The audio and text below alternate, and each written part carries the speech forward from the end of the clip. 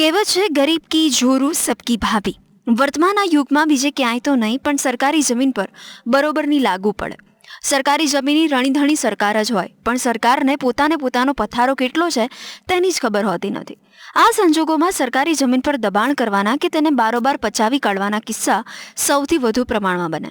લોકો બીજાના નામની જમીન પણ છોડતા નથી તો પછી સરકારી જમીન જ્યાં કોઈ રણીધણી ન હોય એને કોણ છોડે? સરકાર કે તંત્રના ધ્યાનમાં આખી વાત આવે ત્યાં સુધી તો મોરલો કલા કરીને જતો પણ રહ્યો હોય છે। ટૂંકમાં કૌભાંડીઓ બધું કરી નાખે પછી તંત્ર જાગે છે એટલે ઘોડા ભાગી ગયા પછી તબેલાને તાળા મારવા જેવું ઘાટ થાય। ખેડા જિલ્લામાં આવેલા મહેમદાવાદમાં આવી જ એક ઘટના સામે આવી। મહેમદાવાદની વાંઠા ગ્રામ પંચાયતમાં સરકારે છેક 1979માં ખેડૂતોને વળતર આપી લીધેલી જમીન કૌભાંડીઓએ પચાવી લીધી। આ જમીનની માલિકી પાછી સિંચાઈ વિભાગના હસ્તક હેઠળના સરદાર સરોવર નિગમ લિમિટેડની હતી। તેના પછી 2004માં ખેડા સિંચાઈ વિભાગને મળી। સિંચાઈ વિભાગની બ્લોક નંબર 836 અને 845 વાળી જમીન કરોડો રૂપિયાની જમીન પર જ જાણે કૌભાંડોની સિંચાઈ થઈ ગઈ હોય તેવો ઘાટ છે। કૌભાંડીઓની હિંમત તો જુઓ, તેઓએ સરકારી વિભાગની આ જમીન પરની દિવાલ પણ તોડી નાખી। ગુજરાતમાં જાણે જમીન કૌભાંડમાં એક જ પ્રકારની મોડસ ઓપરેન્ડી થઈ હોય એવું લાગે છે। સરકારી જમીન બચાવી હોય તો બોગસ જમીન દસ્તાવેજો બનાવડાવો, વારસાઈમાં ખોટી રીતે નામ દાખલ કરાવી દો અને આ રીતે સરકારી જમીન કે ખાનગી જમીન પોતાના નામે કરાવી લો।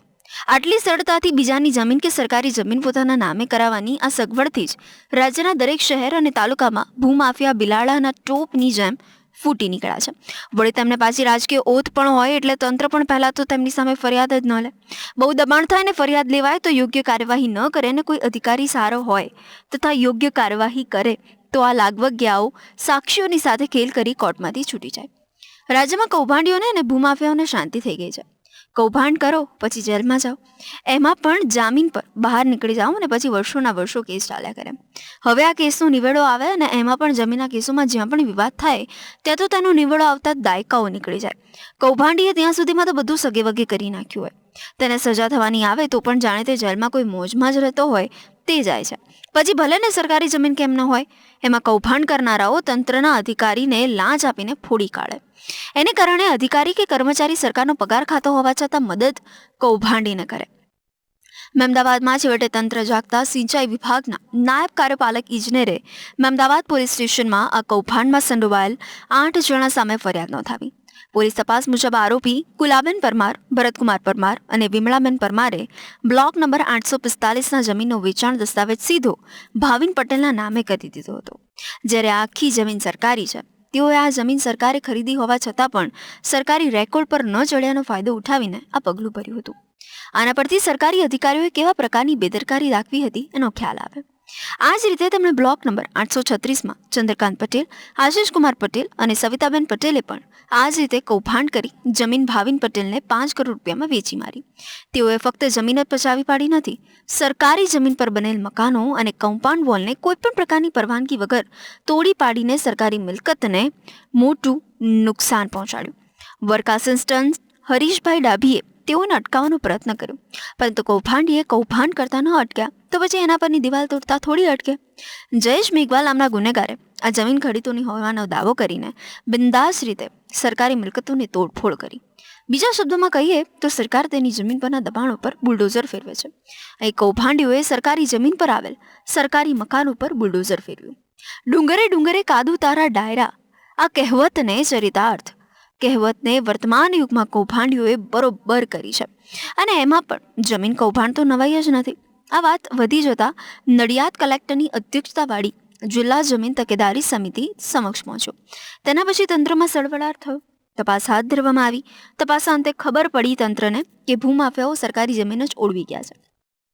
ફક્ત જમીન સરકારી રેકોર્ડ પર ચડી ન હોવાને લાભ ઉઠાવી તેમણે આ કાવતરાને અંજામ આપ્યો।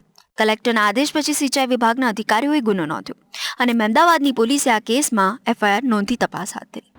ઘટના બની છે એ વાંઠવાડી ગામે આવેલા આ જે જમીન હતી બ્રિજના છેડે, એ સિંચાઈ વિભાગનું એવું કહેવું છે કે અમારી આ સંપાદન કરેલી જમીન હતી, પરંતુ એ વખતે આ દુરસ્તી કરાવવાની હોય એ દુરસ્તી એ લોકોએ કરાવી નથી। આ જમીન સંપાદન તો 1979-80માં થયેલ હતું, પરંતુ એ સમય દરમિયાનમાં સિંચાઈ વિભાગે એ દૂરસ્થી જે અંદર ખેડૂતોના નામ આવતા હોય એ એમણે દૂર કરાયા નહોતા, જેથી હાલમાં પણ અત્યારે 2024-25માં પણ એ લોકોના નામ બોલતા હતા. આ આખા પ્રકરણને લઈને વાંટવાલા ગામના તલાટી કમ મંત્રી નીતિનભાઈ હાથીવાલાને 6 મહિના માટે ફરજ મોકૂફ રાખવામાં આવ્યા. તેમણે જણાવ્યું કે મને આ ઘટનામાં બિનજરૂરી રીતે સંડોવવામાં આવ્યો, સરકારી અધિકારીઓ કશું રેકોર્ડ પર ન લીધું એનો ભોગ બન્યો. સાહેબ, વર્ષોથી અમે અહીં રસ્તા ઉપર છે, આખી કોલોની હતી સરદાર સરોવર નિગમની, અને પાકા મકાન હતા, આગળ ઝોંપો પણ હતો અને ઝાડ પણ હતા. એ છેલ્લા હું 1-1.5 વર્ષથી જોઉં છું કે આ તોડફોડની પ્રવૃત્તિઓ ચાલતી હતી. વચ્ચે કાટમાળ પણ ભરાઈ ગયો, અને અત્યારે મેં સરદાર સરોવર નિગમનું બોર્ડ માર્યું, જાહેર નોટિસ, પણ આ જમીન તો વેચાઈ પણ ગઈ. ત્યાં સુધી કોઈ સરકાર જાગી નહીં, અને હવે ઘોડા છૂટી ગયા પછી તારો મારવા આવ્યા. આ ઘટના અંગે આ જમીન પરની કોલોનીમાં વસનારાએ જણાવ્યું કે અહીંના મકાનો ધાક ધમકીથી ખાલી કરવામાં આવ્યા. તેને કારણે કોલોનીમાં વસનારા લોકો ભાગી ગયા છે. આમ કોલોનીમાં વસનારા લોકોને ભાગી જવાની ફરજ પાડવામાં આવી છે. જેમાં વાંઠવાડી ગામના કુલ 8 આરોપીઓ છે, અને વાંઠવાડી ગામની બ્લોક નંબર 885 અને 836 નંબરની જમીન સંબંધે છે. એ જમીન 1979ની અંદર વળતર ચૂકીને સંપાદન કરેલી હતી. એ જમીન સંપાદનની દુરસ્તી થયેલ ન હોય એ લોકોએ વારસાઈ કરાવી અને જમીન વેચી દીધી હતી, અને બિનઅધિકૃત રીતે પ્રવેશ કરી જે મકાન બનાવેલા તે મકાનો તોડી નાખ્યા, સરકારી મિલકતને નુકસાન કર્યું, અને રજિસ્ટર વેચાણ દસ્તાવેજ કરી અને આર્થિક લાભ મેળવેલ છે. પોલીસે જણાવ્યું હતું કે અમને આ પ્રકરણ અંગે કલેક્ટરશ્રીના આદેશ મળ્યા છે, અને તેને આધારે અમે 8 જણા સામે કેસ નોંધ્યો છે, અને હવે તેમની સામે આગળ કાર્યવાહી કરવાના છે.